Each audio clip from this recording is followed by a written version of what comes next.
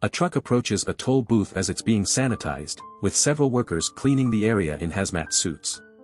The truck driver passes through the toll booth and accuses them of slowing him down, but the workers assure him that nothing is wrong, and that the area is just being sanitized as there was a small leak at a nearby nuclear plant. As he passes the toll booth, he is distracted by his ringing phone and accidentally runs over a doe. After inspecting the scene, he gets back in his truck and drives off. However, the doe staggers to its feet despite the crash and turns to reveal that it is infected. Meanwhile, in Seoul, Suk-woo is a busy fund manager who barely has time for his daughter Suan, let alone his divorce. After a stressful day at work and accidentally buying Suan the same birthday present he did last year, Suan reveals that she wants to visit her mother in Busan. Suk-woo is initially reluctant due to work, but his mother convinces him otherwise by showing him a video of Suan singing Aloha Oe at a school recital. She stops singing in the middle of the song, which he couldn't attend due to work. Out of guilt, Suk-woo books the next KTX train bound for Busan the next morning. Early in the morning, Suk-woo drives Suan to the station, only to nearly crash into an oncoming horde of ambulances and police cars. As Suk-woo ponders what could be going on, Suan reaches out the car window and catches an ember in her hand, prompting Suk-woo to notice the burning building in the distance. He remarks that there's something bad going on, but drives to the station regardless. They board the train, which is also occupied by the tough working-class husband Sang-hwa and his pregnant wife Song Kyung, a high school baseball team, rich but selfish CEO Yeon-suk, and a pair of elderly sisters, In-gil and Jong-gil, and a homeless man who seems to be aware of the zombie situation. As the train prepares to leave, a spasming young woman boards the train with an enormous bite wound on her leg. Outside the train, station manager then signals the KTX to leave, only to notice a group of people on top of the stairs of the station, screaming at something unseen. Suan watches through the window as the manager is quickly ambushed by a rabid human, which only she witnesses. Frightened, Suan gets up to go to the bathroom. In the lower numbered cars, a train attendant comes across the infected woman, and she attempts to resuscitate her, only for the woman to complete her transformation. The zombie then latches onto the attendant's neck, who runs into the baseball team's car in a panic. The two then fall to the floor, now both zombies. The two proceed to attack most of the baseball team and creates a horde of zombies in the process. Only 4 students escape: baseball player Yeon-guk, his crush Jin-hee, and 2 unnamed boys. The zombies race towards the upper compartments and infect everyone in their path. Suan unwittingly walks towards the lower ones, looking for a bathroom. Suk-woo awakens and notices that Suan is missing from her seat. He then receives a call from a co-worker, who informs him that violent riots have erupted around Korea. Soon enough, a group of panicked passengers from the lower compartments rush through past his seat, screaming and running.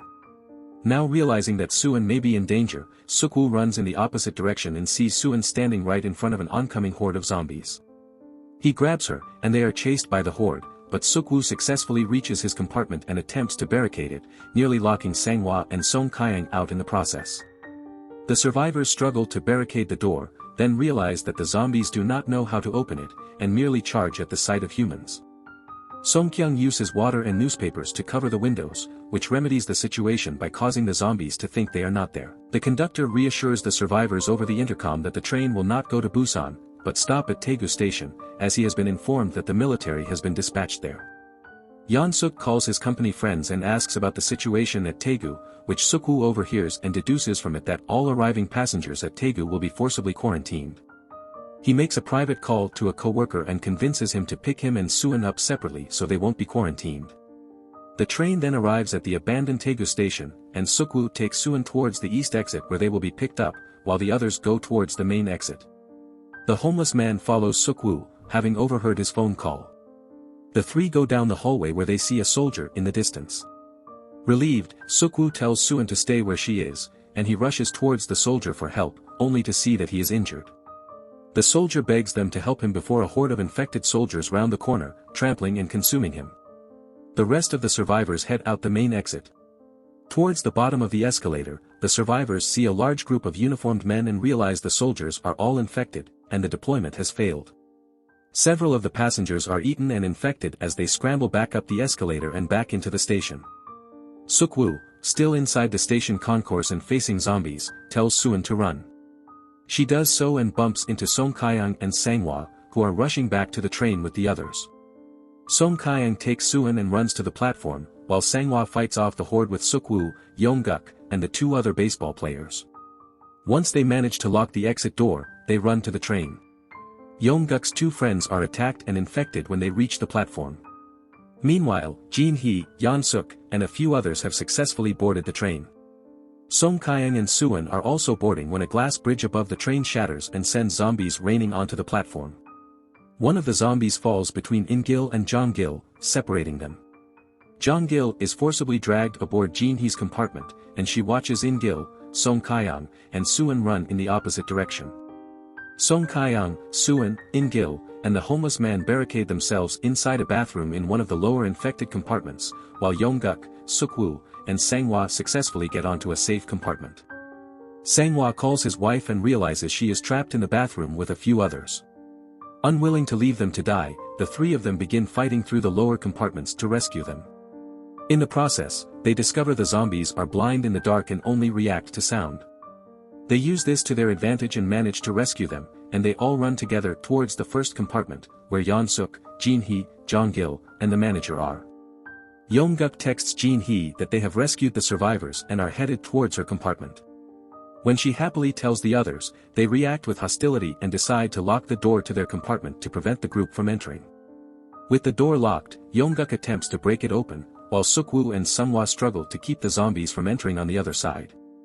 Realizing that there isn't enough time, Sanghwa tells Sukwu to take care of his wife and leave him behind to distract the zombies.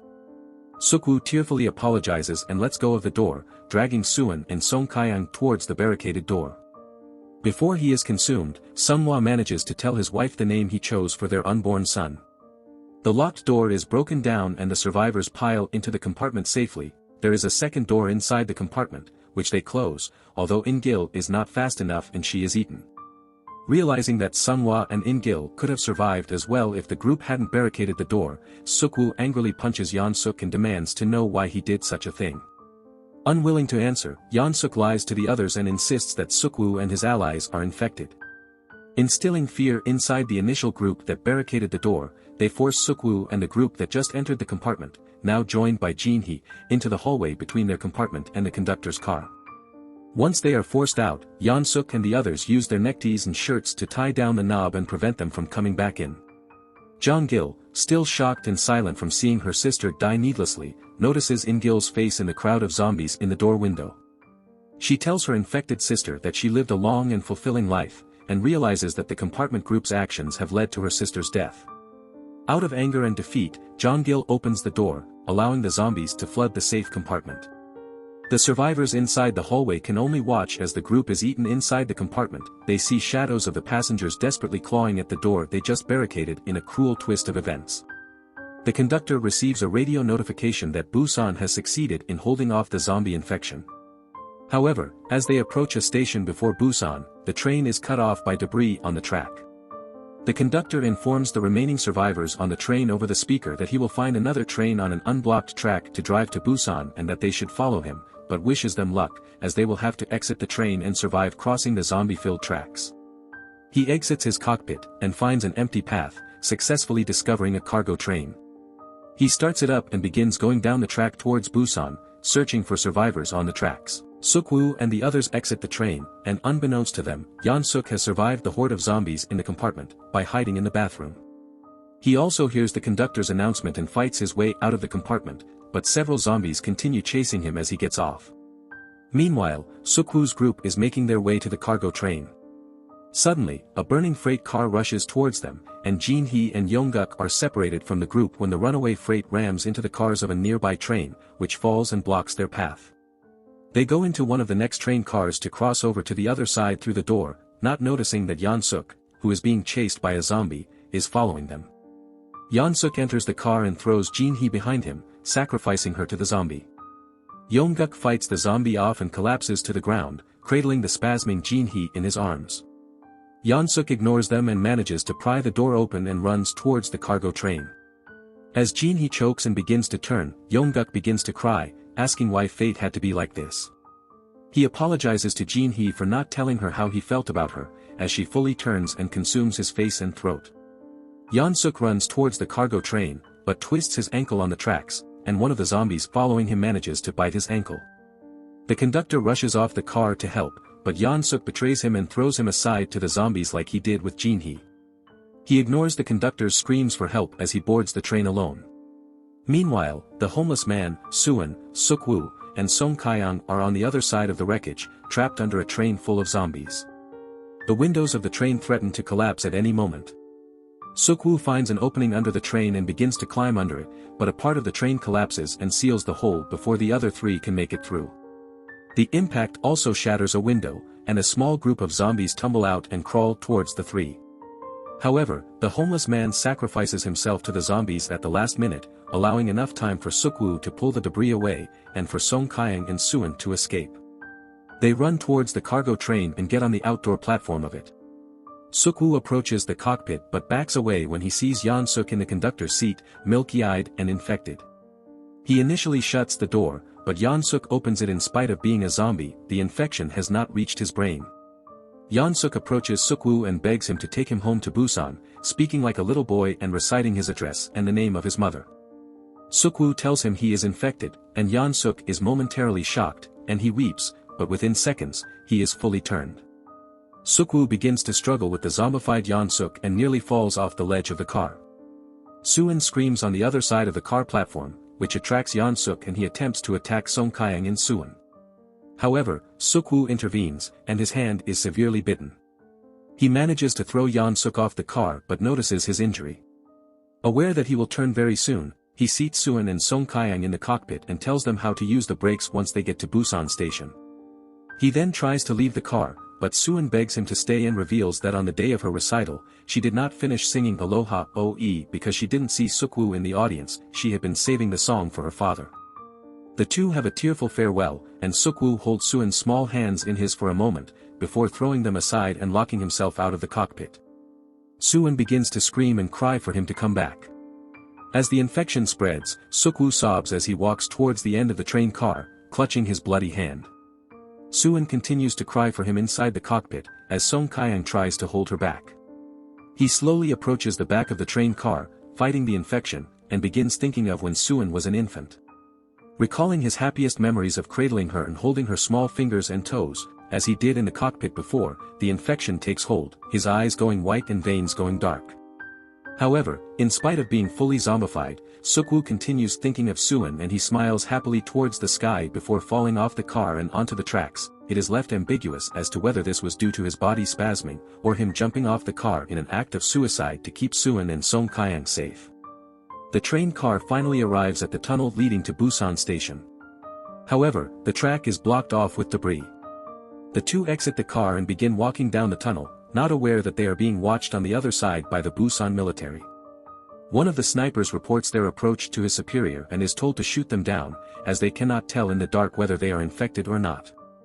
Just as the sniper is about to pull the trigger, Suwon begins to mournfully sing Aloha Oe to rally the exhausted Song Kyung to walk to the end of the tunnel. Hearing her song, the soldiers realize they are not infected and rush to their aid.